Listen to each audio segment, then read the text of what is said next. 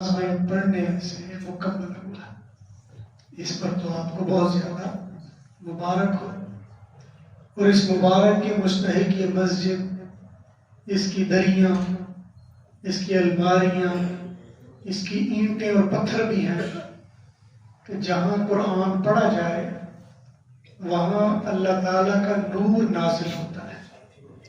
یہ اللہ تعالیٰ کے نور کی کتاب ہے۔ قد جاءکم من اللہ نور، یہ کتاب اللہ کی طرف سے نور بن کر آئی ہے۔ خالی اگر پڑھیں تو بھی اللہ کی طرف سے نور ملتا ہے، اور اس کے علاوہ نیکی بھی بہت زیادہ ہے۔ ایک ایک لفظ پہ 10 نیکیاں بھی ملتی ہیں، پڑھنے پر بھی، سننے پر بھی۔ لیکن یہ جو آخری سورت قرآن کریم میں ہے اور آخری یہاں پڑھی بھی گئی، اور اللہ کا شکر اب سب کو آتی ہے، میں آپ کو مختصر سے وقت میں بتاؤں گا اس سورت میں ہمارے لیے پیغام کیا ہے۔ اللہ کا شکر ہے ہم میں 3 طرح کے لوگ بیٹھے ہوئے ہیں، بچے بھی ہیں، جوان بھی ہیں اور بوڑھے بھی ہیں، تینوں طرح کے لوگ بیٹھے ہوئے ہیں۔ اس صورت میں اللہ تعالیٰ ان تینوں کو مخاطب کرتا ہے۔ اس صورت میں تینوں، اگر تم بچے ہو تو، اگر تم جوان ہو تو، اگر بوڑھے ہو تو، یہ صورت کے تم مخاطب ہو۔ اس لیے کہ بندہ جب بچپن میں ہوتا ہے تو اس کے مسائل زیادہ ہوتے ہیں، حل کرنے والا کوئی نہیں ہوتا۔ حل کرنے کے لیے یا ابا کے سامنے جائے گا، یا کسی امی کے پاس جائے گا، یا کسی بڑے کے پاس جائے گا، اور بچپن میں صرف تمنائیں پیدا ہوتی ہیں۔ بندے کا دل کرتا ہے میں یہ کھاؤں، مجھے یہ ملے، میں ادھر جاؤں، فلاں نے مجھے یوں کہا، اس نے مجھے یہ کیا، بس یہ باتیں ہوتی ہیں بچپن میں۔ دوسرے نمبر پر جوانی ہے جو مستانی ہوتی ہے، خواہشات کا انبار ہوتا ہے۔ جوانی میں بندہ سوچتا ہے کہ مجھے زمین پہ پاؤں مارنے کا موقع بنے تو میں سوراخ کر دوں گا، اگر کوئی میرے سامنے کھڑا ہو تو مکہ ماروں تو میں ریزہ ریزہ کر دوں گا۔ بندہ سوچتا ہے مجھے موقع ملے پوری دنیا کو میں ایسے کر دوں گا۔ یہ جوانی ہوتی ہے۔ جوانی میں خواہشات لامحدود ہوتی ہیں۔ پھر تیسرا مرحلہ بڑھاپے کا آ جاتا ہے۔ بڑھاپے میں بندہ لمبی سوچیں سوچتا ہے، کرنے جوگا کچھ نہیں ہوتا۔ بڑھاپے میں صرف یہ سوچتا ہے کاش میں یہ بھی کر لیتا، کتنا اچھا ہو میں یہ بھی کر سکوں، یہ کام بھی ہو جائے، اگر ایسے ہو جائے، کتنا اچھا ہوتا اگر ایسے ہو جاتا، اگر فلاں کو میں کہوں تو وہ یوں کر سکتا ہے، لیکن اب اس کو میرے پاس لائے کون۔ یہ بڑھاپا ہوتا ہے، اور ہر ایک عمر کی مزاج اور تمنائیں جدا ہوتی ہیں۔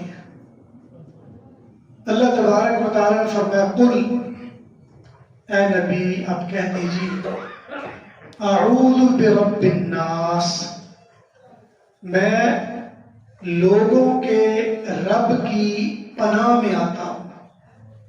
اعوذ میں پناہ میں آتا ہوں، رب الناس لوگوں کے رب کی۔ اور یہ لوگوں کا رب اس وقت ہوتا ہے جب اسے تربیت کی ضرورت ہوتی ہے، یہ بچپن کا وقت ہے۔ اس لیے کہ جوانی میں تو وہ خود کلیوں کا رب بنا ہوتا ہے، جب آپ کما کے لے کے آتے ہو تو پھر تو آپ رب بن جاتے ہو۔ اس وقت برب الناس یہ بچپن کا زمانہ ہے، جب آپ کسی کے محتاج ہوتے ہیں، اور ایسے وقت میں جب آپ محتاج ہوں تو اس وقت بھی اصل توجہ اور دھیان ہمارا اللہ کی طرف ہونا چاہیے، کسی دوسرے کی طرف ایسا دھیان اور توجہ نہیں ہونی چاہیے کہ اللہ سے تعلق ٹوٹ جائے۔ اور یہ بچپن میں ہمارے دھیان زیادہ ادھر ادھر چل پڑتے ہیں۔ اس پہلی آیت میں کہا کہ بچپن جو تمہارا ہے اس میں بھی توجہ، دھیان، خیال وہ اللہ کی طرف ہونا چاہیے، کیونکہ وہ ہے رب الناس۔ اور اس میں مفسرین لکھتے ہیں الناس، یہ جو الف لام ہے یہ 18 قسموں کا ہے، اور یہ الف لام کی وجہ سے لفظ کا مفہوم متعین ہوتا ہے۔ اب رب کے ساتھ جب الناس آیا تو الناس سے مراد وہ والے لوگ ہیں جن کو رب کی ربوبیت یا لوگوں کی ربوبیت کی ضرورت ہوتی ہے۔ بھئی کوئی ان کی تربیت کرے، ان کو کھلائے، ان کو دے، ان کا جیب خرچ دے، ان کی ضروریات پوری کرے، ان کے مسئلے سیدھے کرے۔ لیکن باوجود اس کے کہ ساری دنیا تمہارے مسئلے سیدھے کرے، لیکن تمہارا دھیان کس کی طرف ہونا چاہیے؟ اس مالک کی طرف ہونا چاہیے۔ بچپن میں بھی تمہارا دھیان اس مالک کی طرف ہونا چاہیے، یہ بچپن ہے۔ لیکن جب بندہ اوپر جاتا ہے تھوڑا سا تو وہ پھر مالک بن جاتا ہے، کوئی وراثت مل جاتی ہے، کچھ کمائیاں ہو جاتی ہیں، کچھ دولت آنا شروع ہو جاتی ہے، بندے کا ذرا ٹیکا کھڑکا دھڑکا بن جاتا ہے۔ پھر بندہ کہتا ہے میرے نہ غلط، میرے کو تو مال ہی پڑا، میرے ابے سے مجھے یہ مل گیا، وہ مل گیا، آپ مجھے کیا سمجھتے ہو؟ غریب سمجھتے ہو مجھے؟ تم سمجھتے ہو میرے پاس شے کوئی نہیں؟ اگلی آیت میں فرمایا ملک الناس، اس مالک کی بھی پناہ میں آتا ہوں جو لوگوں کا مالک ہے۔ جوانی میں تم بھی مالک بنتے ہو، لیکن اس مالکیت کو اہمیت اتنی نہ دینا کہ حقیقی مالک تمہیں بھول جائے۔ یہ جوانوں کو مخاطب کیا، بچوں کو نہیں مخاطب کیا۔ ہر جوان کے پاس کچھ نہ کچھ ہوتا ہے، وہ کچھ نہ کچھ وارث، مالک، دولت والا کچھ نہ کچھ ہوتا ہے، لیکن فرمایا کہ تم اگر مالک بن جاؤ، تمہیں دولت مل جائے، تم مالدار بن جاؤ، پھر بھی ملک الناس کی پناہ میں رہنا، ایسا نہ ہو کہ اپنے اندر سمجھو کہ میں بادشاہ، میرے پاس بہت کچھ ہے، ایسا نہ کرنا۔ ملک الناس، اس ملک الناس کی میں پناہ میں آتا ہوں۔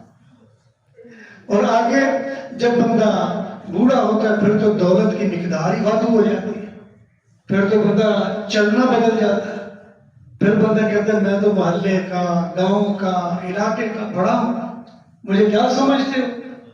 میں تو جناب کسی کو یہ کہوں تو کوئی میری بات کا انکار نہیں کرے گا۔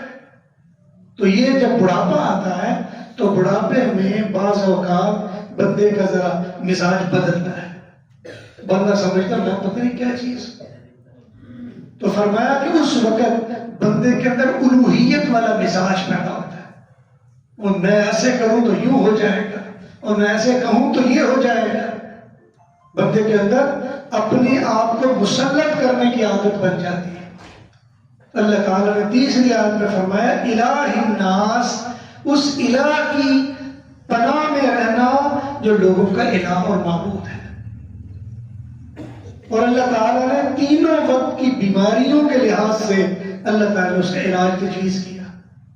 یہ آدھی صورت ہو گئی، آدھی صورت میں تین لوگ، ان کا مزاج اور مزاج کے لحاظ سے نتیجہ وہ کیا ہوگا، یہ تین، اور بتا دیا کہ ان تینوں جگہوں پر آپ نے اس میں نہیں الجھنا، اپنے اللہ کی طرف متوجہ ہونا ہے۔ یہ پہلی بات۔ اب سورت کا دوسرا حصہ، اب 6 آیتیں ہیں اس سورت میں، 3 آیتیں 3 لوگوں کا، ان 3 وقتوں کا ذکر کیا، بچپن، جوانی، بڑھاپا۔ پہلی آیت اعوذ برب الناس، ملک الناس، الہ الناس۔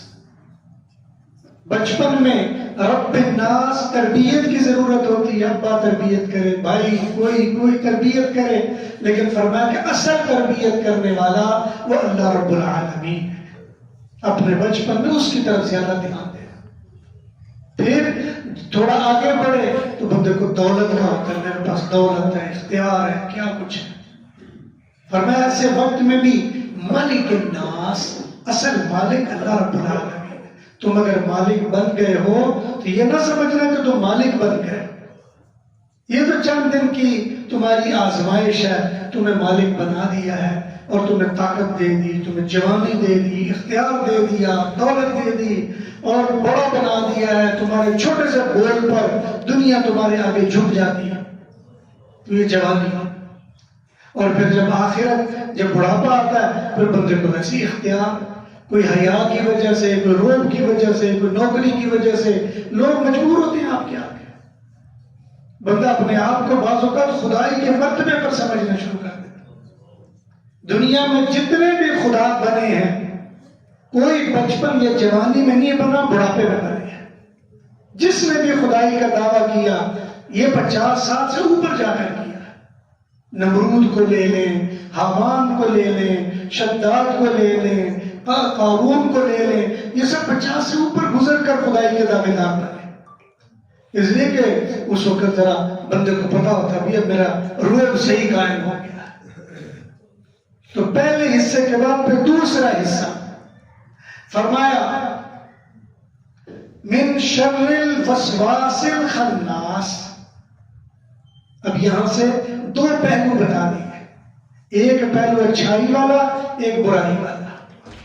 اور وسواس کس کو کہا جاتا ہے؟ یہ جو ہمیں خیالات آتے ہیں، میری بات سن کر آپ کو کئیوں کو خیال آ رہے ہیں، وہ کیا کیا آ رہے ہیں؟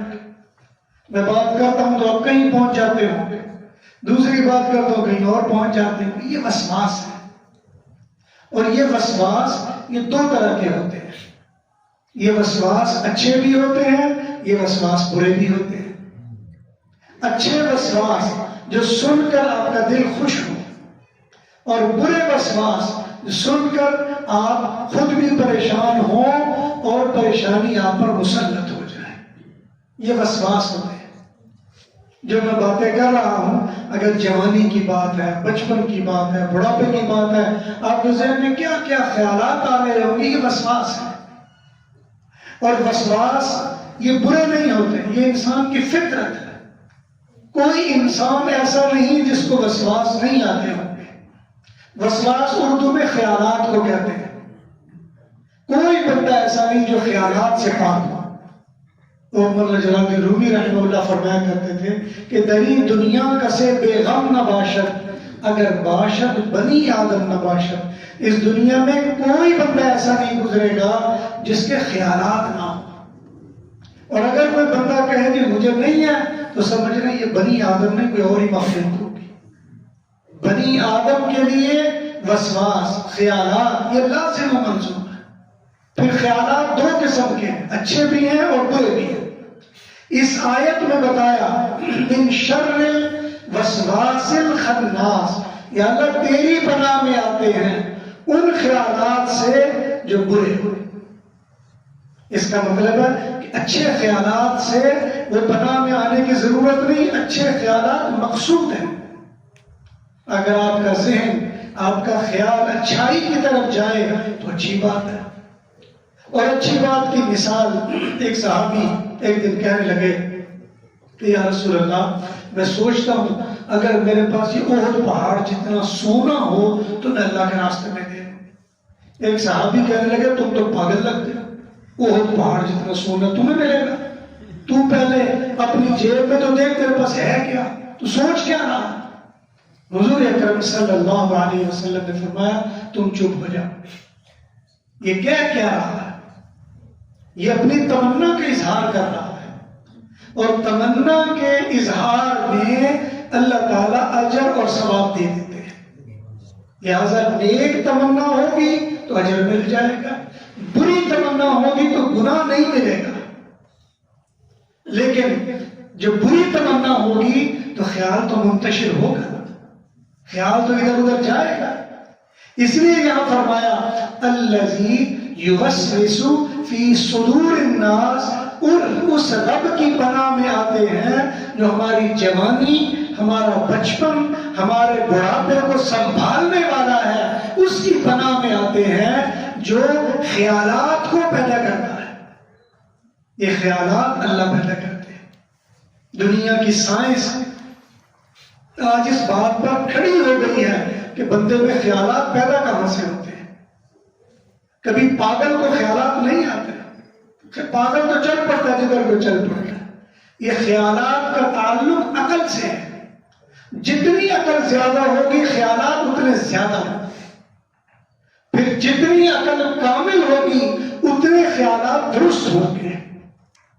کبھی ذہین آدمی الٹے سیدھے خیالات نہیں سوچے گا، بے نتیجہ باتیں نہیں سوچے گا، فضول قسم کی ہوائی قسم کے خیالات میں مبتلا نہیں ہوگا.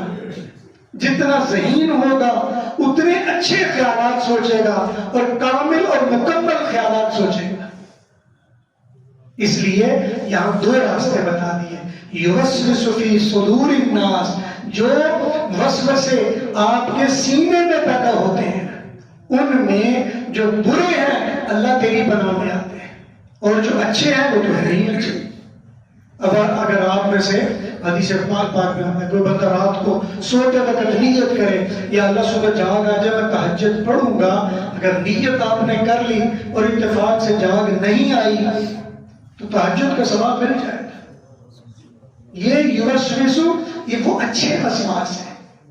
آپ نے سوچا یار آج میرے پاس اگر اتنے پیسے ہوں تو میں صدقہ کر دوں، آپ کے پاس ایک پیسہ بھی نہ آئے صدقے کا ثواب مل جائے گا.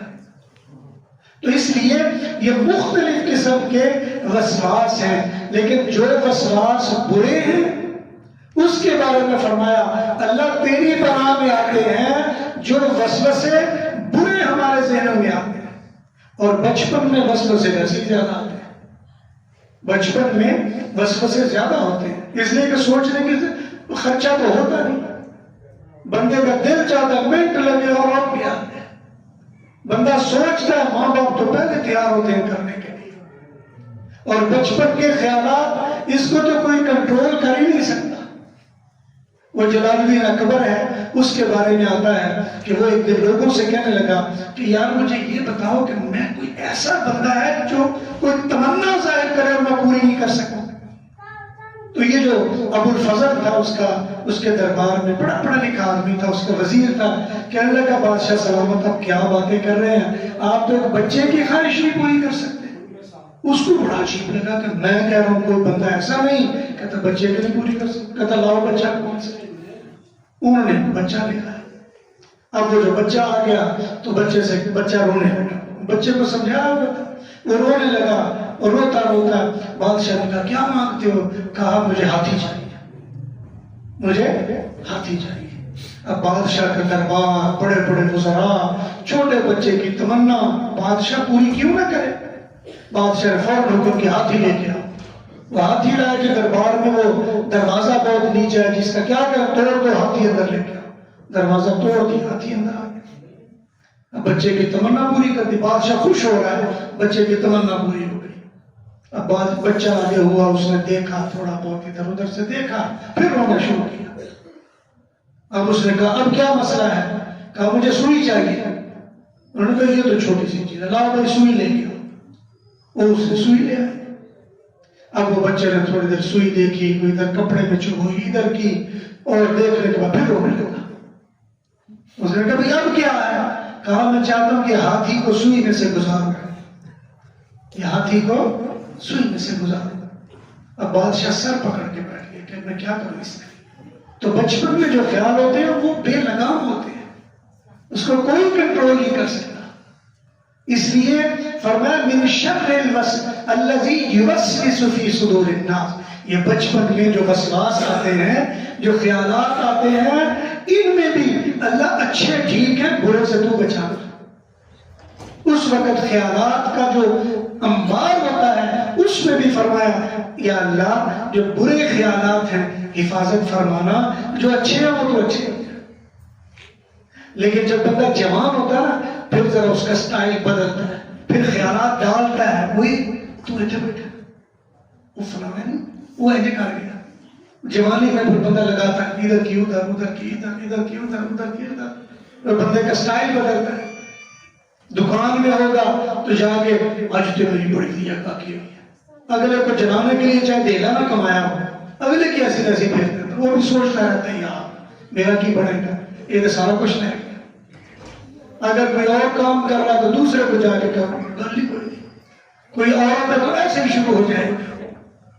تو اس لیے فرمایا الذی یوسوس فی صدور الناس، الذی یوسوس فی صدور الناس، لوگوں کے سینوں میں جو خیالات ڈالتا ہے، پینیٹریٹ کر دیتا ہے، اس کا بیج ڈال دیتا ہے، وہ بیچارہ بیٹھ کے سوچتا رہتا ہے۔ کوئی ایسی بات کر دے گا کہ جس سے بندے وہ ٹینشن میں پڑے رہے۔ یا اللہ اچھی بات ڈالے تو اچھا ہے، برا خیال ڈالے تو برا ہے، اور برے خیال میں بھی اللہ تیری برنا میں آتے ہیں۔ یا اللہ برے خیال نہ ڈلوانا ہمارے سے برے خیال نہ ڈلوانا۔ اور ہماری عادت یہ ہے کہ برے خیال تو ایسے پھیلتے ہیں آپ سوچ بھی نہیں سکتے۔ آپ کسی کے بارے میں کوئی آدمی اس کے بارے میں کوئی بات کر رہے ہیں، فلاں بڑا نیک ہے، صرف اگر اتنی بات کر لے چھاٹ میں نے بتاؤں کی ہے، بس اتنی بات، اس کے بعد پھر جو کہانیاں بنتی ہیں وہ آپ تصور بھی نہیں کر سکتے۔ پھر چل پڑتی ہے بات، وہ فلاں کو انہوں چھڈو، کیوں جی وہ فلانے صاحب نے ان سے مجھے پتا انہوں نے سارا پتا ہوتا، وہ بیان میں سب چھڈو پر وہ اس قابل ہی نہیں بننا وہ ذکر کرتا ہے۔ چلتے چلتے چلتے چلتے اتنی زبردست سٹوریاں بن جاتی ہیں کہ بندہ سوچتے ہی رہتا ہے کہ بنی کی ہے۔ وہ کہنے والا بھی سوچتے ہیں یار میں نے سوچے بھی نہیں سی جو کہ بن گیا۔